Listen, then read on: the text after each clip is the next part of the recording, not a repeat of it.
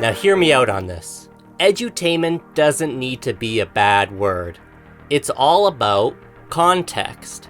So if you're at home playing your Super Nintendo and you pop in a game called Mario's Time Machine, you're going to be pretty disappointed when you see how badly they squandered such a slam dunk concept. But if you're in the classroom, stuck there anyway, what difference does it make? Any game is a good game, so bring it on. One such game, which has stuck with me since grade 3, is Word Munchers. Or rather, that's what I thought it was called. It turns out there's a whole Muncher series. In each of these titles, you play as this little green frog guy known as, you guessed it, the Muncher.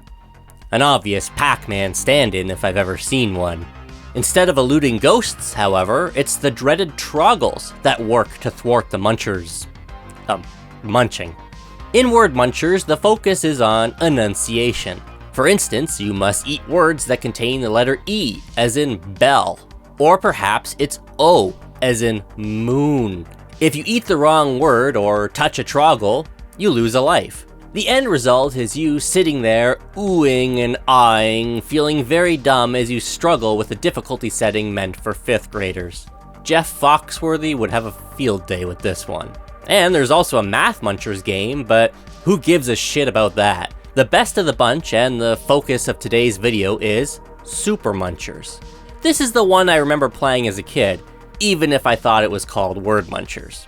Anyway, the basic concept here is the same. The Muncher avoids a colorful cast of Troggles as he goes around eating words. In Super Munchers, however, the topics are broader and test far more general knowledge. There are 6 distinct topics ranging from animals to music, and a 7th option which jumps between the other 6.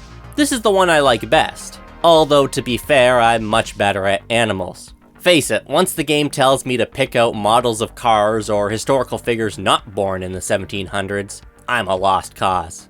As with the other Munchers titles, you also have various difficulty options to choose from, but they're a little less condescending here. Instead of telling me I'm as smart as a 1st grader, it simply says I'm a beginner. So suck it.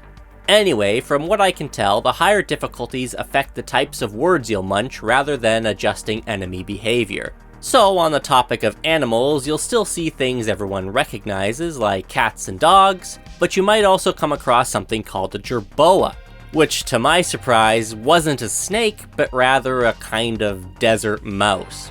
Don't even pretend like you knew that.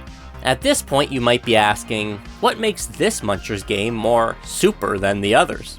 Well, the big reason is this transformation booth, which appears when you eat enough correct words to fill the munch meter at the bottom of the screen. Jumping into the booth, as you might expect, transforms your player into the titular Super Muncher. And much like Pac-Man when he's jacked up on a power pellet, the Muncher gains the ability to eat Troggles. And that's not all. By pressing the V key, he can reveal correct answers. An ability so effective, there's an option to turn it off in the game's settings. As for how long this wacky ride lasts, the Muncher remains super as long as you keep eating correct answers at a sufficient pace. But if you mess up, it's back to regular non-super munching for you. The other big change here is the addition of a loose plot and its various interactive cutscenes. The Troggles are up to no good and it's up to the Muncher to stop them. But don't get too excited. Most of these are just basic memory games. In the first one, you have to pick out which Troggle is wearing the disguise, and in the second, you have to remember where the key is hidden. Both of these are stupid easy, but the third one actually requires a slightly stronger sense of retention. The Troggle hides 4 words in different spots, and then waits, hoping you'll forget what went where before the question pops up. You probably won't, but at least there's a chance. The 4th challenge is the most interesting since you directly control the Muncher.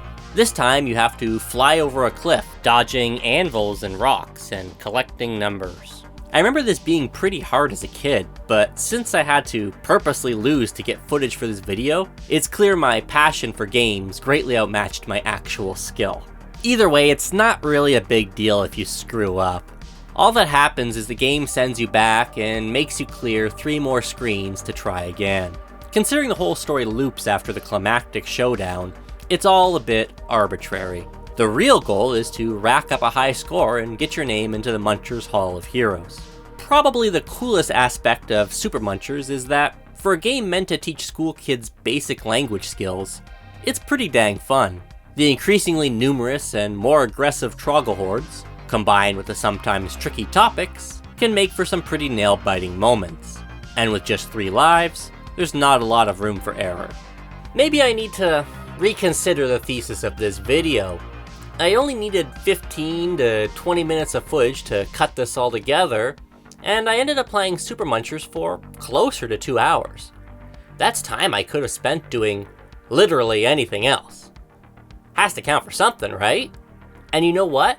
Had I played another game, I wouldn't have learned what a pronghorn is. And that knowledge is priceless.